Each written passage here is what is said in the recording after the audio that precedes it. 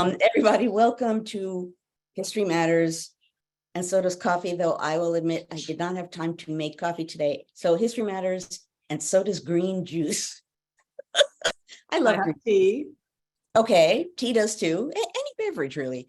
We are going to be talking today, and I apologize, I changed the topic once again after declaring the topic, because if something makes me angry, or if I wake up and I'm like, what? It's very hard for me not to speak about that here. So there was a change. I think it's actually important, what I'm going to say. We're a tiny bit low on participants, and that is unfortunate, because I actually think the point I'll be making today is important right now. However, before I talk about the lead up to that point, I turn to my partner in crime, Annie, who will explain the rules of the game. Good morning, everybody. I'm Annie Evans from New American History, and I am back in my house. For those of you who turn in regularly, you knew I was displaced for a couple of weeks with some home health issues. But I'm delighted to be back both home and here with you, which feels like home. We have a lot of our friends with us. We have some regulars, and I think I see a couple of new faces perhaps in the chat if you're Zooming with us today. And also our friends, hopefully from Facebook, will be joining us here in a minute. But we're going to have a great discussion. As Joanne mentioned, she switched the topic, so I'm very intrigued. But as you're listening this morning, if you have questions, the place to put those will be in the Q&A. And in about a half an hour, I will come back on with you and we will address some of your questions, but they've got to be in the Q&A. So I'll see y'all in a bit. And I will add, if you are here for the first time, please just tell us in chat. Make sure that chat is set to everyone and not just whatever the options are, hosts or whatever else, hosts and panelists, because the History Matters community, Carolee is not here telling me whether it's the 161st, 100 maybe straight episode.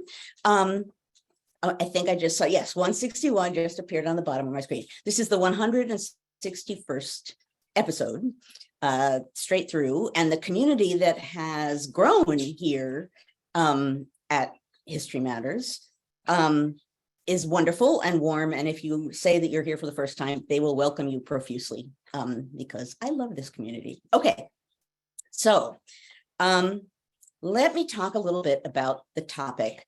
The title I gave it is something along the lines of the costs of gagging legislators, I think. Anyway, I don't really fully remember, but it was about gags and legislators. And obviously what I'm talking about is 3 recent events. I'll mention them briefly here. And then I wanted to talk about a historical event that I think, even with historical context, has something to tell us today, a useful message, not even just to us here, but people out in the world might listen to this and think about it. But first, very quickly, the 3, and I'm sure many of you out there already know the 3, and I think I tweeted out and posted out and spouted out and whatever the heck else I outed yesterday on every form of media. I said Tennessee, Montana, Nebraska. The initial event of this sort in Tennessee involved the expulsion of 2 Black men from their legislature, Justin Jones, Justin Pearson, and Gloria Johnson escaped expulsion by 1 vote. She is white, they are Black. And I have a statement here from Johnson describing her account of what happened, which I just want to read because it's very clear and straightforward. So let me offer that, then I'll have a word or 2 about Montana and like a word about Nebraska, and then we move into history. So in Newsweek, I believe it is, Gloria Johnson wrote an article explaining her view of what happened and then discussing it. So she says, our plan was to go to the floor and speak on the microphone to let folks know that we cared about the issue. And the issue, of course, is gun control. There had been a school shooting in Tennessee. Within about 15 seconds, the microphone was cut off and a recess was called. After they did so, one of my colleagues used a mini bullhorn to continue to talk to the people outside who were asking for our help. I do not agree with the description of that day as disorderly. In my opinion, aside from us being upfront, it looked like any other recess. People were milling around and we were chanting with the folks on the balcony. No one was out of control. The protesters were peaceful and calm. I did not see any move towards the chambers. The whole thing lasted 6 to 7 minutes. We knew that we were breaking a rule and that there might be a response. But worse rules have been broken on the floor on many occasions. And from my recollection, there have never been major consequences. That evening, our passes were shut down. Nobody had alerted us to anything at that stage, but we presumed that was part of our punishment. On Monday, I received notice that we had been stripped of all our committees, which I thought was the end of our punishment. But a few hours later, we found out that they had filed resolutions for our expulsion. We were really shocked. We had broken a rule, but we're following our oath of office that says we will stand up for the people in our districts. And she then goes on to say that the same resolution was given to all 3 of these representatives listing the same offenses. And she says, we did not all do the same thing.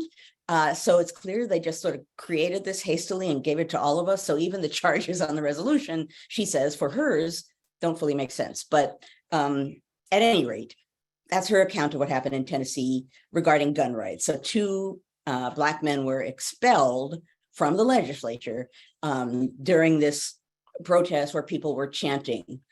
Then we have Montana, which recently silenced an LGBTQ proponent who wanted to speak up on that issue. She wrote, and again, these are her words, that the legislature voted, quote, to ban me from the House floor, effectively stripping me of the ability to represent my 11,000 constituents in debate. After silencing me for a week, they then proceeded to silence hundreds of Montanans who showed up to demand that their representative's voice be heard. So she's saying, and this is important because I'll come back to it, that what's happening is an attack on her constituents, on her community, LGBTQ, and on democracy itself. And in her case, she's allowed to vote. So when I went off into social media land and said her representatives, their rights to representation are being denied, people said, well, she can vote. I was like, yes, she can vote, but she can't speak. And we're going to come back to words in a moment.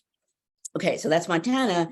And then in Nebraska, very recently, this was what this week moved me into changing the topic zone. In Nebraska, in the Nebraska Senate, they are trying to prevent a senator from voting on a bill about trans rights and health, actually gender affirming healthcare. And they are saying they're investigating her, not just saying, they are investigating her formally for a conflict of interest because she has a transgender child. And that's a conflict of interest. Now, people did immediately rise and say, oh, gosh, I pay taxes. Am I allowed to talk about taxes? Oh, wow. You know, I have a family. Maybe I can't say anything about family issues. And I will say people in both parties, so Democrats and Republicans alike, have objected to this. But again, it is an attempt to silence the opposition on the part of the Republican Party. Expelling them, banning them, investigating them in one way or another, having an extreme reaction to people who want to speak up. When there are, and we've talked about this before on History Matters, a lot of rules, parliamentary rules, that shape what happens on the floor. I mean, Johnson said, you know, we thought we'd be punished.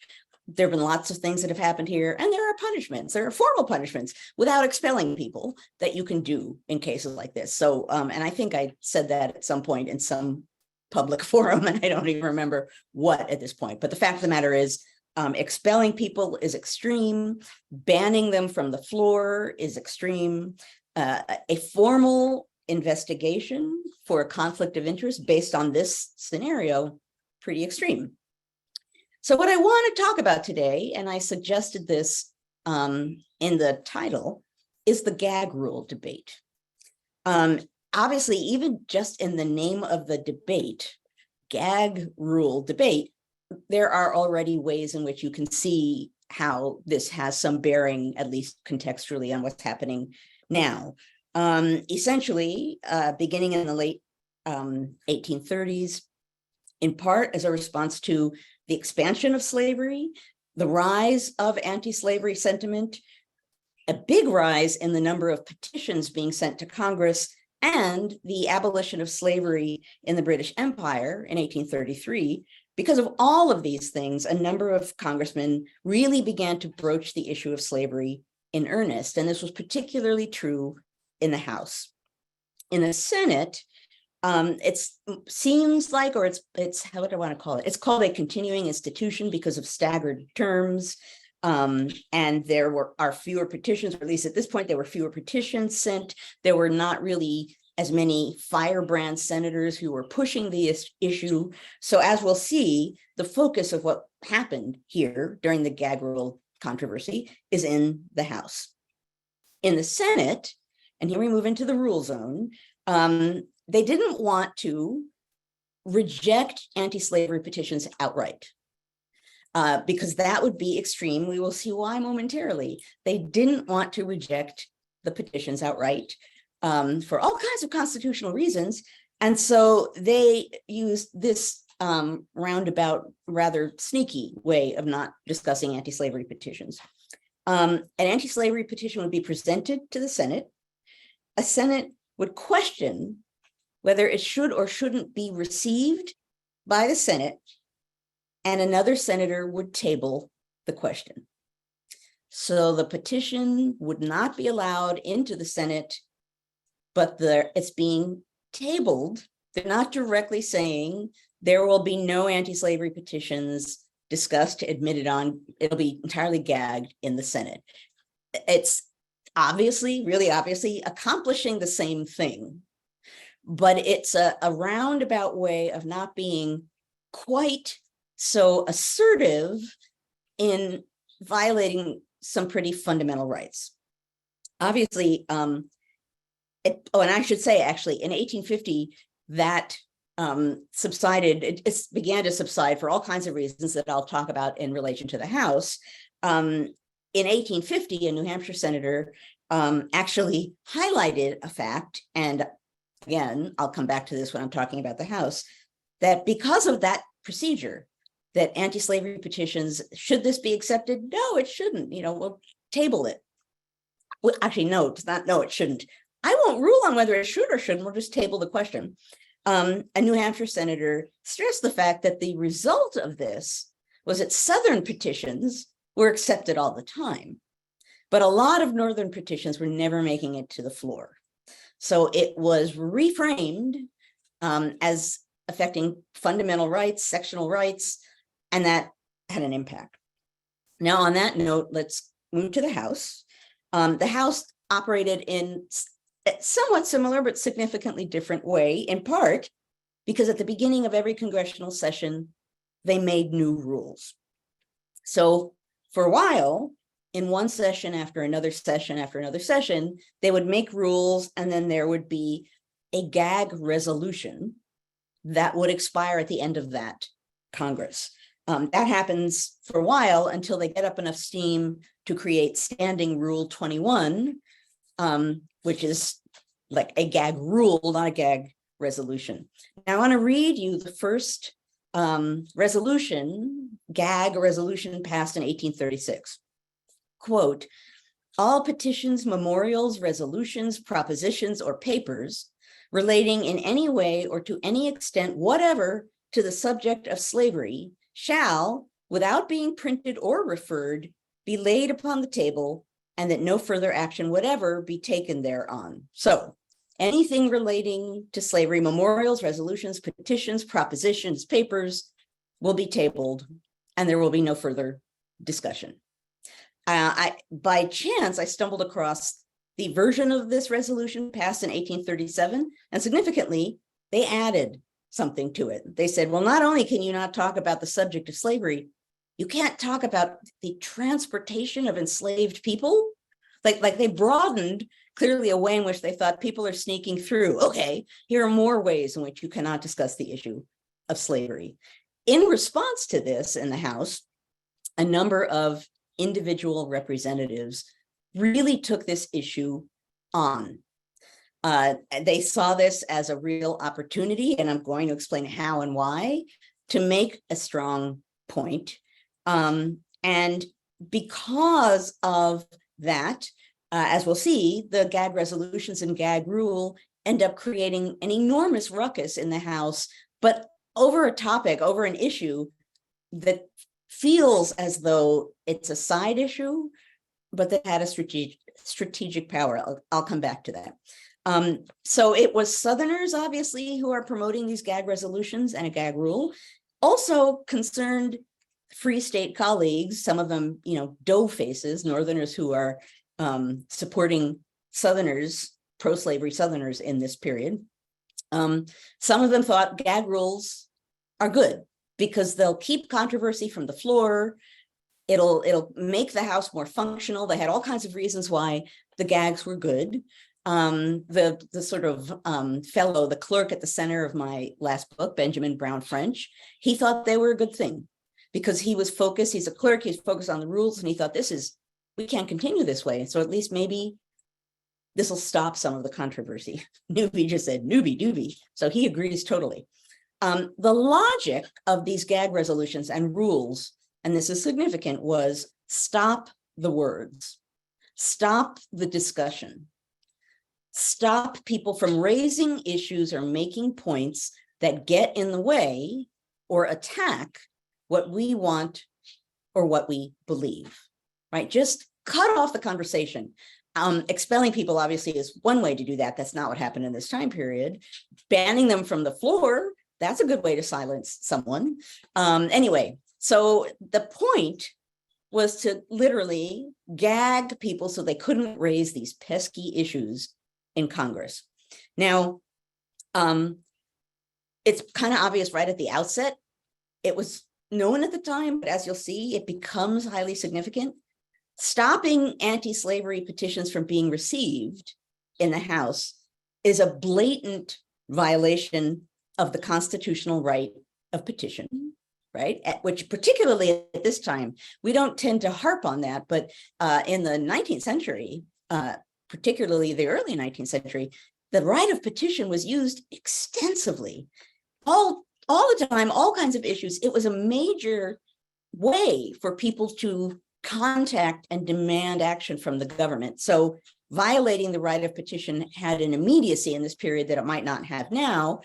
It also is a violation of the right of representation, right? That people are supposed to be able to talk about the demands and needs and desires of their constituents. And this is like literally stopping the words. So it's violating some fundamental rights. And just a reminder of what the First Amendment in the Bill of Rights says: Congress can make no law abridging the fight of the people. Talk about a Freudian slip. The right of the people to petition the government for a redress of grievances. Wow, that might go down as a historical Freudian slip. Even some Southerners had qualms about these gag resolutions and rule for these reasons, right? As one of them said very early on, and this is related to the important point that I want to make, they said that nothing drives people to action as much as violating, quote, great principles of constitutional right. Okay, so John Quincy Adams, as is well known, decided that he was going to really force this issue. He was going to find all kinds of ways to try and get anti-slavery petitions on the floor. He was going to challenge the gags. He was going to use the rules. He was a parliamentary master in all kinds of ways to try and get anti-slavery petitions and anti-slavery proposals on the floor. What's significant about this is what he wanted the public to see was not so much his words. He wanted the public to see people trying to shut him up.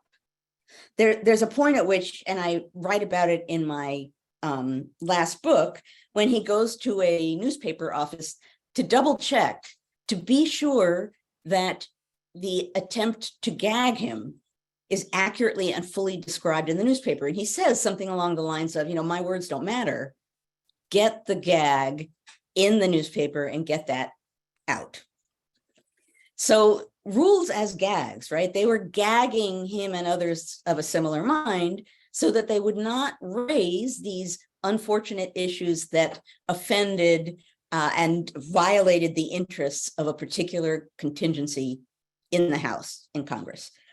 The American public for a time held the gag in place. And by that, I mean, for a while, John Quincy Adams, before he went full force, he was very worried about how aggressive he could be because Northerners might disapprove of that kind of aggression. So he's thinking about his constituents and the public, and he's trying to figure out how hard he can push. And if he believes that the American public isn't going to support really aggressive action, that was a restraint for a while of sorts. Then we have, and I think I have mentioned this before, another way in which people responded to the people who stood up in the House and demanded that they be heard. Adams was using parliamentary maneuvers of all kinds and trying to make sure that the attempt to gag him ended up in the newspapers. Joshua Giddings of Ohio is a big man, not intimidated by anyone. So he essentially, I think in the book, I call him an anti-slavery toreador, because essentially what he would do is stand up and say something aggressively anti-slavery, or make a proposal in some way, aggressively, assertively anti-slavery, and a Southerner would run at him with a raised cane or say something extreme. And in one way or another, Giddings would say, "Ladies and gentlemen of the United States, I give you the South," with, again, effective, and showing people the response was what he wanted really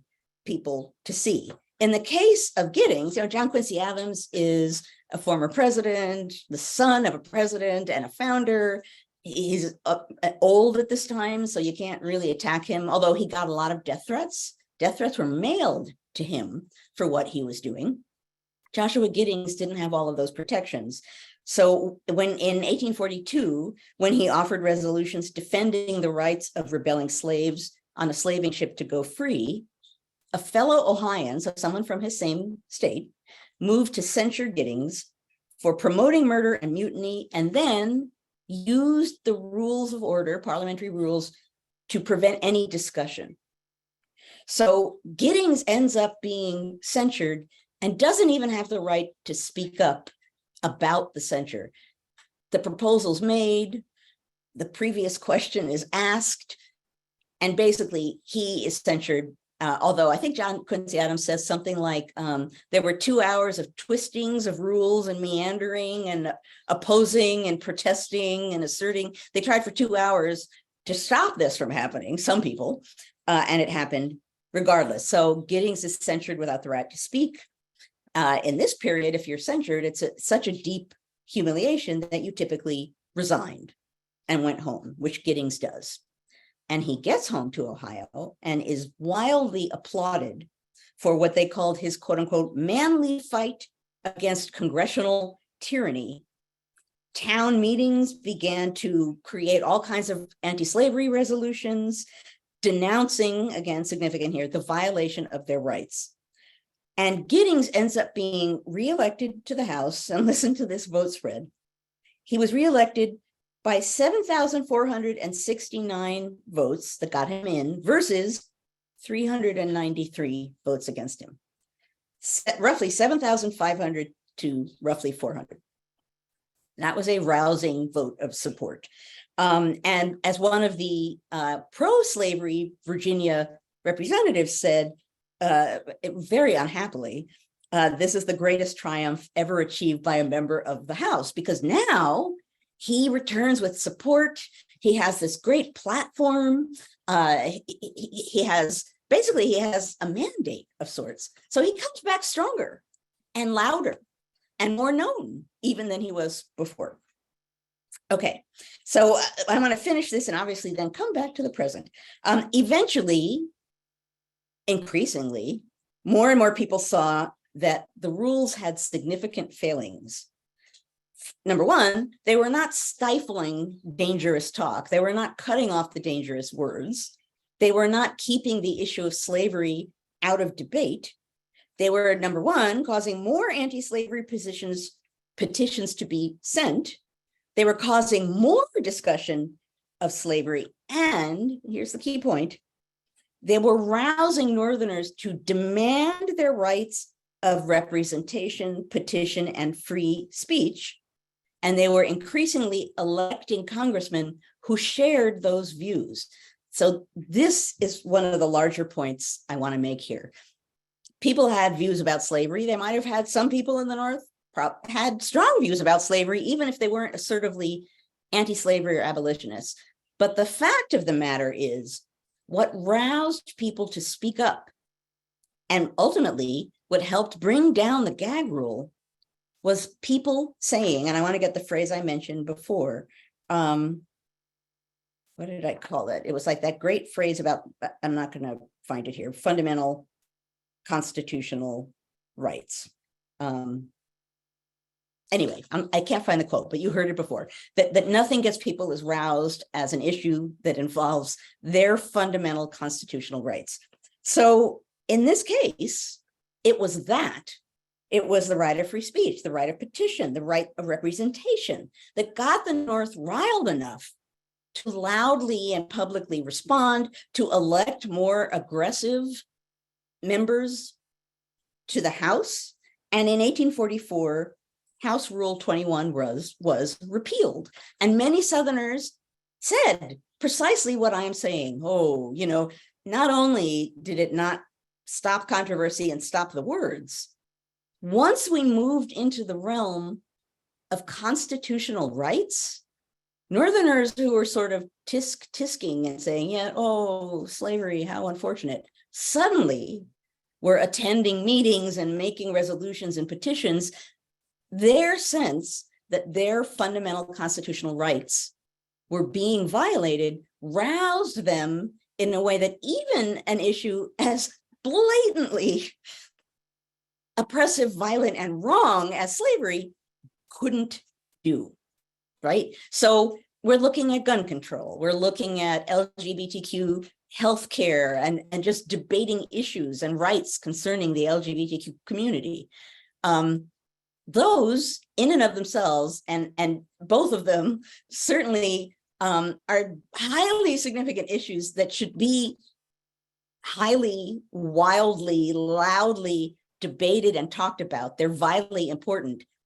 But what history suggests, who knows if it's true, but this is the point that I keep coming back to in my head.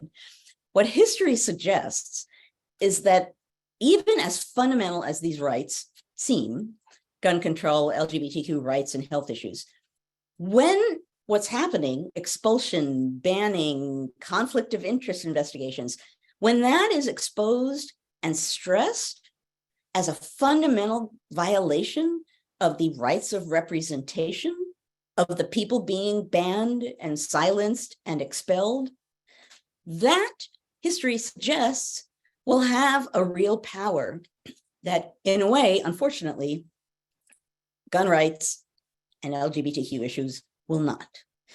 Makes perfect sense when people feel that their own rights, in a way that feels immediate to them, are being violated. And again, the quote that I could not refine, you know, nothing rouses people like a violation of fundamental constitutional rights. People will really respond. And we've seen that in part with people claiming all kinds of fake constitutional rights. Right? That's not in the Constitution. And people getting mad, freedom. But the fact of the matter remains, and this is what I'm saying about the present. It would be smart and strategic of people who want what's happening to stop. It's highly anti-democratic for one side to find ways to silence and ban the other side, whether we like it or not, and we shouldn't like it. Democracy is grounded on debate and compromise. Real debate, real compromise. That's how democracy works. That's democratic governance. If you are preventing discussion of issues that have great import but are controversial, if your response is, not only are we not going to talk about it, we're going to shut up the people who are trying to talk about it, that's a big problem. Now, Americans right now are not being roused necessarily as democracy is being violated, attacked all around us. But that Tennessee expulsions attracted a lot of attention in a way that a lot of things have not. So as I'm a historian, I'm not a policymaker, I'm not a politico. All I'm saying is that obviously we can't rely on an issue even as pressing as any of the two that launched my discussion here today. They're pressing important issues. We can't rely on the response to those issues as much as we might be able to rely on people responding to fundamental violations of their constitutional rights, representation, free speech. And you'll see there's a chapter of my book, maybe it's the second or third chapter of my book talks about the gag rule controversy. You'll see that some of what I just gave you comes from that chapter and talks about all of the celebrations and petitions and banners and everything else being raised in the states where members of Congress stood up and said that they opposed the gag rule. Free speech. That was what got people really up in arms over what was going on, not slavery, the violation of the right of free speech. That's what I wanted to discuss today. That's why I think this is an important discussion. I'm feeling so fervently angry right now. I may write an op-ed about it. I'm probably going to contact the Velshi people and see if they would like to have me on to discuss it. But at any rate, that's my point, is that certainly now is not a moment to just look at case by case and approach them on a case by case level. There's a uniform attempt to silence people. And they're just trying in the same way that, with the gag rules and resolutions, we won't ban the petitions. We'll ask if they should be received, and then we'll table the question of whether they should be received, right? All kinds of sneaky ways of not simply saying, this will not be discussed, right? No discussion of gun rights. Oh, okay, no, we'll find other ways. And they're getting increasingly, I know sneaky isn't quite the right word, but I'll use it anyway. Sneaky, right? Expulsion is big and got a big response. Banning from the floor is less obvious, got some of a response. Investigating for a conflict of interest has gotten somewhat of a response, but you could see, that's a particularly sneaky roundabout way of silencing people. So, okay, we're like way past time. So I'm going to stop talking. Obviously, I'm riled up about this, but I think it's an important point.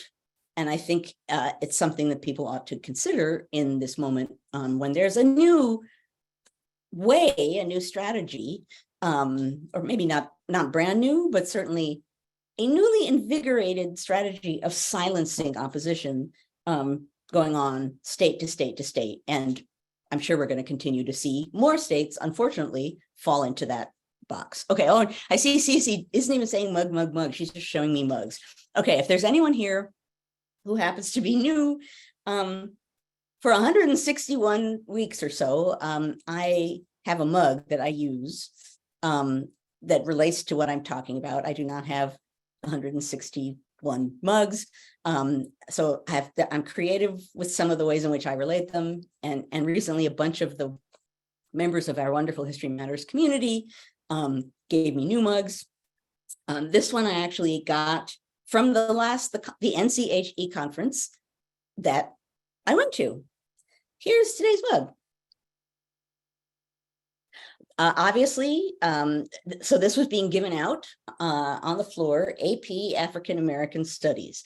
Another way in which things are being swept to the side and people are trying to silence things. So partly this relates to what I'm talking about. It also relates to the issue that I talked about, the gag rule and all of the controversy surrounding it. In part because although this wasn't the topic of my conversation, I want to at least raise it. And that is, I was talking about Congress. So I was talking about a handful of elite white men. But Manisha Sinha's book, The Slaves Cause, makes the very important point about all of the African-American people who are at the center of the anti-slavery efforts. So I wanted to inject that into today's conversation as well. Okay, sorry guys, I went on long. I'm worked up. I'll stop. I'll open chat and we can have a conversation. All right, so we have some questions and we can take a few more if people are still thinking about them. But our first question comes from our friend Richie Houston. He says, how extensive was the slave power interference with U.S. post office delivery on abolitionist mail or publications in the antebellum period? Do you see parallels with recent controversies concerning the U.S. Postal Service? Interesting. Well, certainly, as anti-slavery organizations rose up and they had these petition campaigns, particularly, they would send massive amounts of anti-slavery petitions. I think it was the Anti-Slavery Society had an organized campaign to send all of these anti-slavery petitions to the South, and the South responded in a variety of different ways, different states, but in one way or another, trying to stop those petitions from being circulated. Sometimes they were destroyed. Sometimes there were regulations created, but it started an effort that in the South was obviously an attempt to once again stop the words. I can't go state by state and tell you precisely how they did this, but for sure, in one way or another, Southerners responded by trying to find, plugging up every hole and trying to find a way that they could just stop the petitions from coming. It's the flood that people were responding to, the flood of petitions in Congress was a flood of petitions through the mail to the South as well. All right, Cece, our longtime friend Cece asks, the use of gag has two key places, gag rule and gag order. One seems to suppress debate while the other suppresses discussion on things like court cases that could prejudice an outcome. If the gag order is generally good, is the gag rule always not good? She says, wow. Hesitate to say bad. Well, in the context of what I'm talking about today, gag rule is a universal gag on something, right? And I'm talking about a rule passed at the beginning of a Congress, in which it says, whatever, the Pledge of Allegiance shall be cited at the beginning of every session. You can look, actually, it'd be interesting for you to Google what happens and what the rules look like that are created at the beginning of every session, particularly in the House. A gag rule, in this sense, is universal. A gag order, it's the word gag that's the problem. And it depends, but a gag order can be like in a legal case where you're not supposed to talk about something, a case at trial or before trial when they're trying to get a jury, that you're not supposed to talk about something because it might, alter the views of people involved in the case. Gag orders aren't necessarily, necessarily bad. Gag orders are a different animal, I would say, than gag rules. And gag orders are more situational, I think, and that's how you have to evaluate them. Okay, our friend Dave asks, I think Senator Robert Byrd was, and Senator Mitch McConnell now, are experts of Senate rules and parliamentary procedure. Am I correct on that? How does that impact the institution of the Senate and how we, the people, view the Senate, the world's most deliberative body? What are historical examples in both the House and Senate of these procedural experts?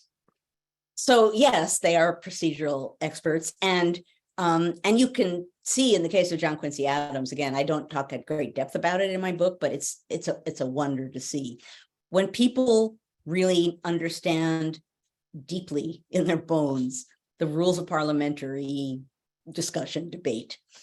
They can manipulate those rules in ways that can achieve a remarkable number of powerful things, right?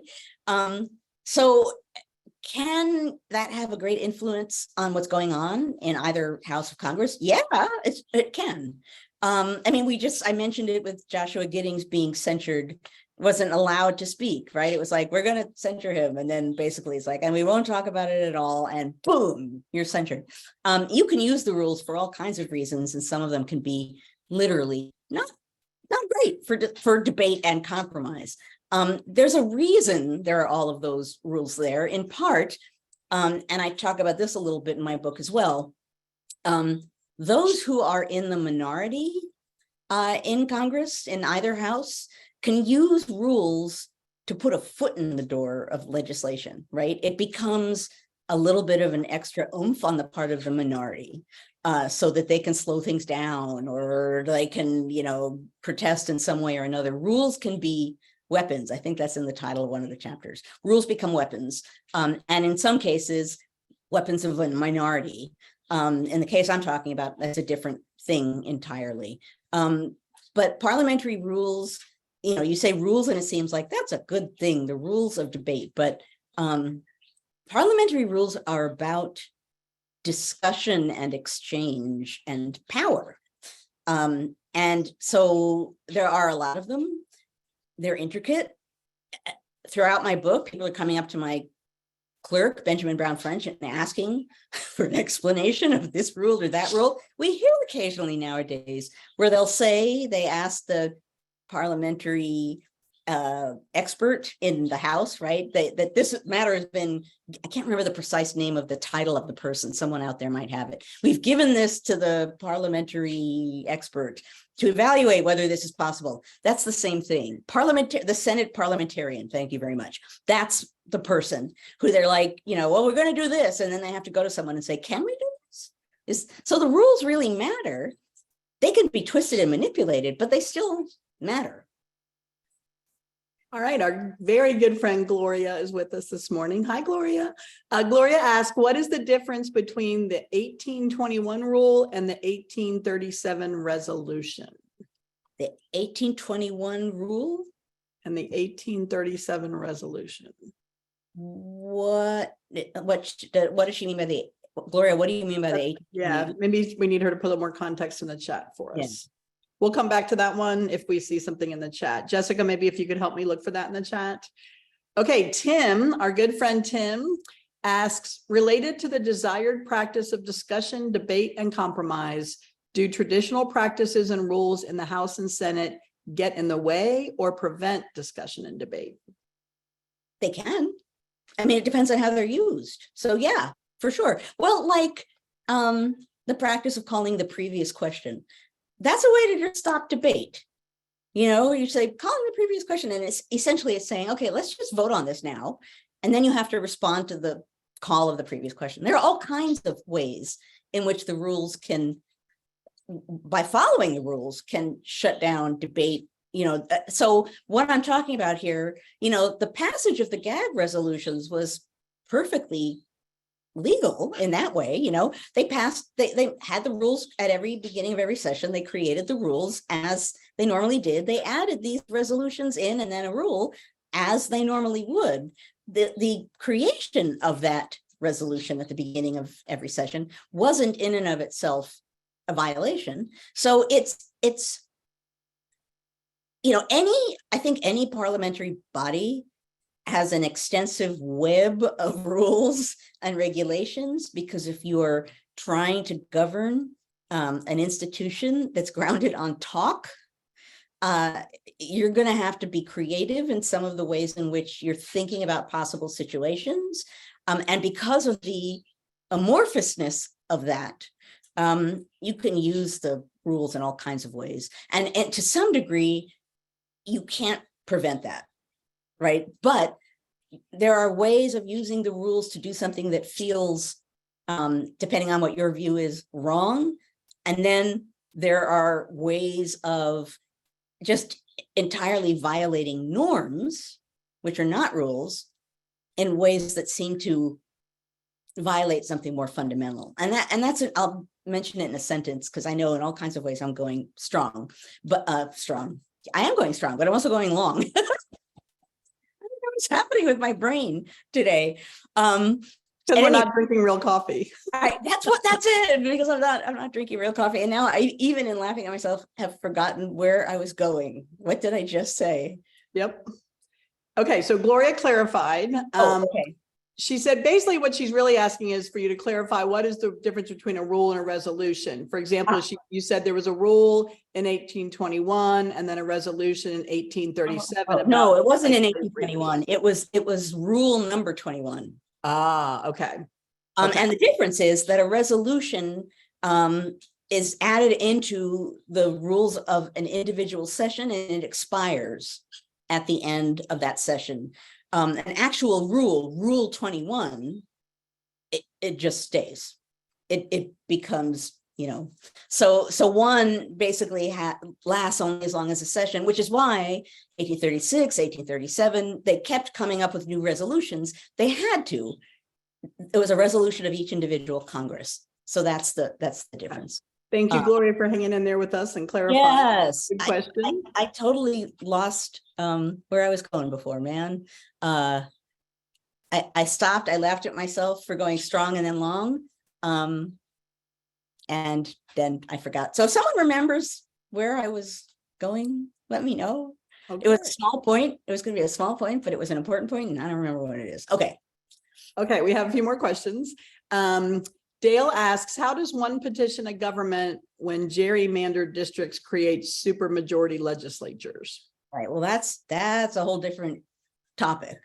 Gerrymandering and the problems of gerrymandering, which, gerrymandering isn't new. So much of what we're seeing isn't necessarily new. Different context, different issues, different background. There are all kinds of ways in which things can be part of an ongoing tradition and yet can ring in a different way when they're being used. And that's kind of where we are now.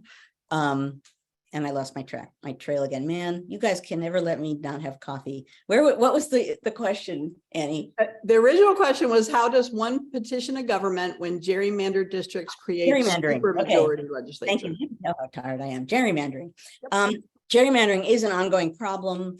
And obviously now when we're so focused on voting rights and elections, and when we have some people on the right who are blatantly trying to manipulate or suppress voting rights, it becomes a huge, huge issue. And it's one that has to be dealt with. I do not have answers for how to deal with that question, but it matters immensely, immensely. It's a way of silencing constituencies, right? Depending on how you organize a voting constituency, you can make it so that people of one kind are dispersed between areas so that they won't really have much of a voice. It's a way of manipulating voters on a map to give certain kinds of voters less power. Long-standing issue in our current context, when there's so much going on in the realm of voting rights, it becomes pressingly important. Wow. All right. We have a question from our new friend, Sydney. This is Sydney's first time with us. I believe Sydney Statsinos. If I'm saying that incorrectly, please let me know in the chat, Sydney. Sydney asked, why were they trying to silence these voices and how effective were they at doing it? Well, the logic of it, or the sort of logic of it, really was, we don't want to talk about slavery. The Southerners don't want to talk about it. And there are some Northerners who just see it as a big problem that we just shouldn't talk about. So the voices, the logic, the reason to stifle the voices is just, let's just push this whole slavery thing out of the way. We don't want to talk about it. And we want to shut up people who want us to talk about it. So we won't allow their petitions on the floor, which you now begin to move into constitutional territory. So it literally was an attempt to silence opposition to slavery and how it would play out in the House. It's that blatant and that blunt. Shut them up. Stop the words. It's when you think about it that way, it's remarkably blatant, right? Which is how I've been looking at this trail of things in state legislatures, right? How else can we silence people talking about things we don't want to talk about, right? And some of the logic of that, of course, is, yes, slavery actually is really bad. And if we talk about it a lot, that might become more apparent and people might get more riled up by it. So let's just push it out of the way, right? Yeah, actually, issues of gun control, like there are more and more shootings. might get to a point where people actually want to think more seriously about gun control. And how wonderful would it be if we just don't talk about gun control at all? And so, hey, look, you're expelled. And, I've also talked in previous episodes about bullying, which as a word bothers me because I think it belittles the dynamic of what's going on.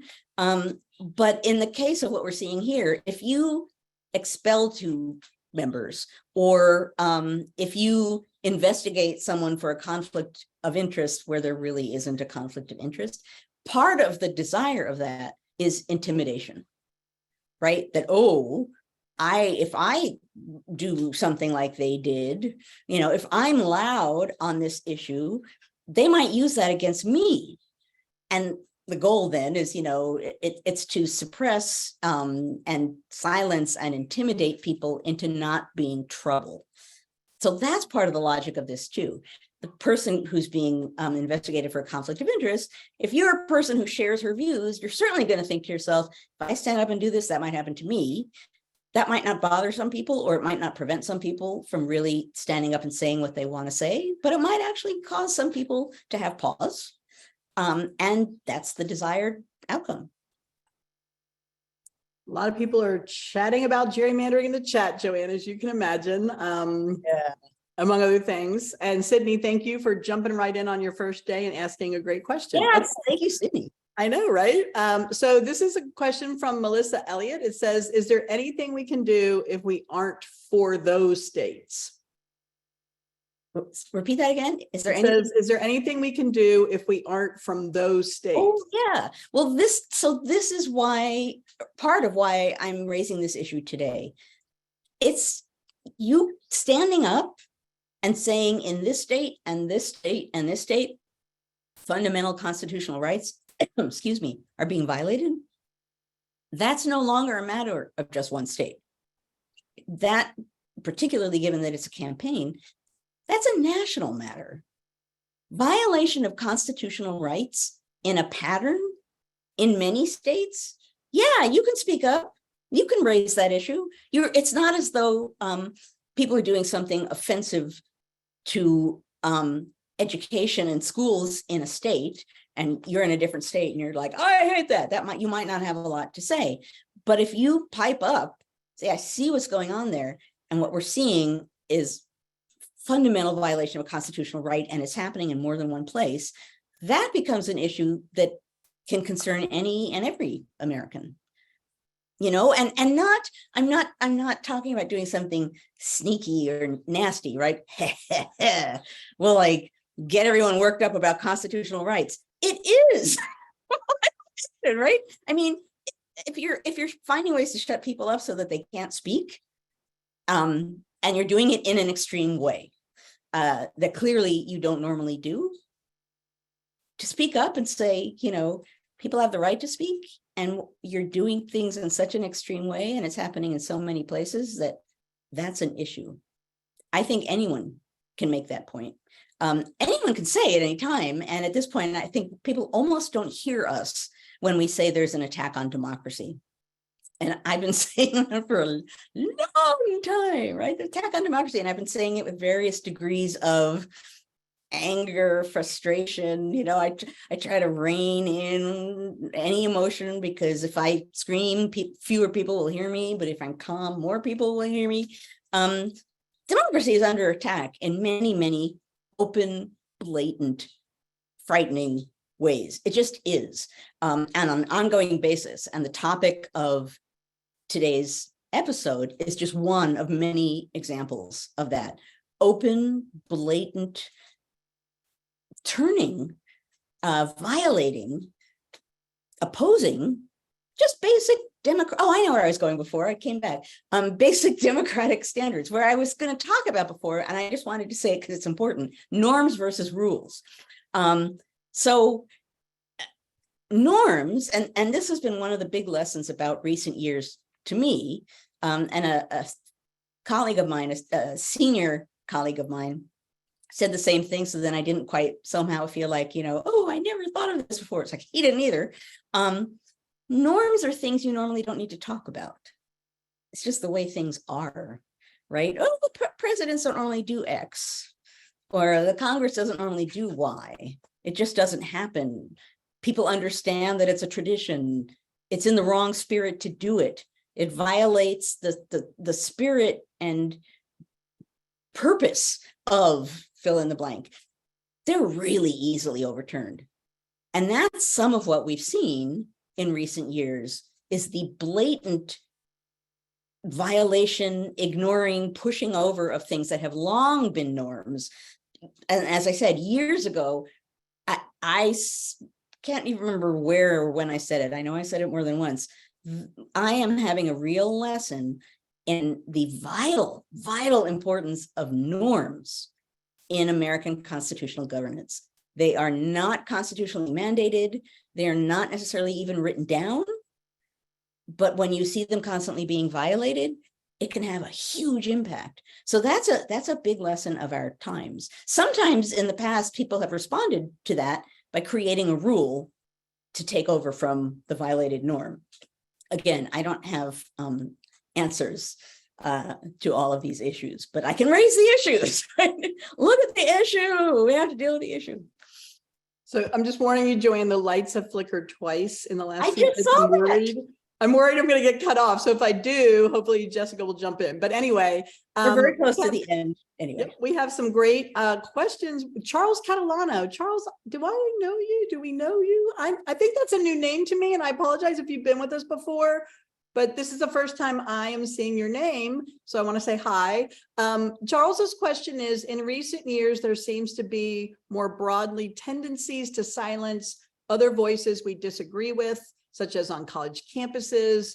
To what extent would you see the broader culture influencing what is happening in legislatures or vice versa? oh, hang on. I don't know, Jen, the what you mean to say and what you just said, but anyone can say anything here, and they can object to or disagree with what I say. So I can't quite tell what's going on here, but in our community, okay, CC, I just want to repeat, yeah, we keep it don't friendly. attack someone for saying something that you think is minor or petty or disagrees with me. So many people here are teachers. Disagreeing with a teacher is excellent, So I don't know. I will stop because I don't know. Okay, no one is attacking anyone. I'll shut up now. Go right on. I just saw something and I was like, okay. Okay, and Charles just cleared it up. We met at the NCHE conference. I was like, why does that name sound so familiar? But I don't remember seeing. Anyway, thank you, Charles. Thank you, Jen. I yes, take and Jen, everything yes. I said. I glanced over and saw something out of context. See, context is so important. But I love that the community chipped in and said, no, it was all good. Okay, I'm going to repeat Charles's question now that my mind is triggered how we met up at the conference. Okay, let's reset that question. It says, in recent years, there seem to have been more broad tendencies to silence other voices we disagree with. He says, especially on college campuses. To what extent would you see the broader culture influencing what's happening in our legislatures or vice versa? Do you see parallels seen in history that speak to that question? Well, it's and absolutely, you're right. So, the whole like cancel culture and all that stuff, it's related, right? Who do we speaks on campus? Who speak on campus? If you protest people who speak on campus, is that a bad thing? The fact of the matter is, and it has to do too with when I said that the American public held the gag in place during the gag controversy era, the public, we shape what is allowed or not allowed in one way or another in Congress by the way we respond. If we don't respond, it's going to go on. If we do respond in a loud and coordinated way, that might have an impact. And on a more abstract level, Congress represents us. Theoretically, in reality, right? The people there are there because we put them there. So in one way or another, there is a back and forth relationship between the public and Congress and what happens in one place and what happens in the other place. I think, one of the things that certainly I've noticed a lot in our our current moment described in a really broad way is that there was a period a little while back where members of Congress no longer were having town meetings and no longer were responding to constituents. Do you remember that? It might have been over healthcare. And there were people who just were like, yeah, no, I'm not going to meet with the public right now. And I remember thinking, oh, that's interesting because that's your job. You know, like you represent the public. It's a give and take relationship for sure. And either side could have a huge impact on the other side. And it's an issue I certainly have talked about again and again and again at History Matters, which is that what we say and what we do matters, really matters. Public opinion is at the core of democratic governance. Public opinion meaning us. So it matters what we say, matters what we think, matters what we do, matters what we say, always does. So never leave History Matters thinking anything I say or do doesn't count, because it does. And if you say something to one person who says it to another person, it already has moved beyond you. So if you get one thing from History Matters, other than read things closely and think about what people are saying to you and don't respond with emotion, that's a big one. Also, always remember that speaking up and speaking out and showing what you feel about things is part of the core of democratic governance, and it's a power that you have. Okay, we now are at 4 minutes after. So I know we had so many good questions left, but there's no way. We have like 7 or 8. We've got a lot. There's no way we'll get to all of them. And I apologize, everybody. But Jessica, can you send us the questions? Because I can't download those. I can only download the chat. So later on, you can send us the questions. Yes, I will capture them right now. Great, thank you. All right, so someone just recommended one person, one vote. There's also Carol Anderson's one person, no vote. So if you're looking for something on that. Okay, now I will be quiet. Jessica. Oh, So I think we are gonna go off live and turn off the recording and go into the after party. Is that where we're headed? okay, so let me say what that means for those of you who are new. Sydney, you must not know this. So what we're going to do now, as we do every week, is go into the after party. And what that means is we will no longer be recording what's going on here, because what just happened will be posted and archived online. We will now stop recording. And what that means is we can talk in an even freer and easier manner than we have already. So if you have beamed in here through the NCHE link, just stay right where you are and you will be in the after party. If you are watching us on Facebook, you need to leave Facebook and go to ncheteach.org/conversations and go there, and poof, you will be in the after party too. I will say what I always say in a shortened form, since we're going long and strong. And that is, everyone have a good week, an upcoming week. Be safe, be healthy. Thank you for being here to engage in the discussion of democracy, the ongoing conversation of democracy, and particularly given what I just said, it's an important conversation and it should be ongoing. I've said it before, democracy is never an end point, it's a process, and this is part of that process. So, okay. I will now say thank you to Jessica and Annie for those of you who are going to go away from the after party, and we will now move in to our party quarters. we had some new folks with us today.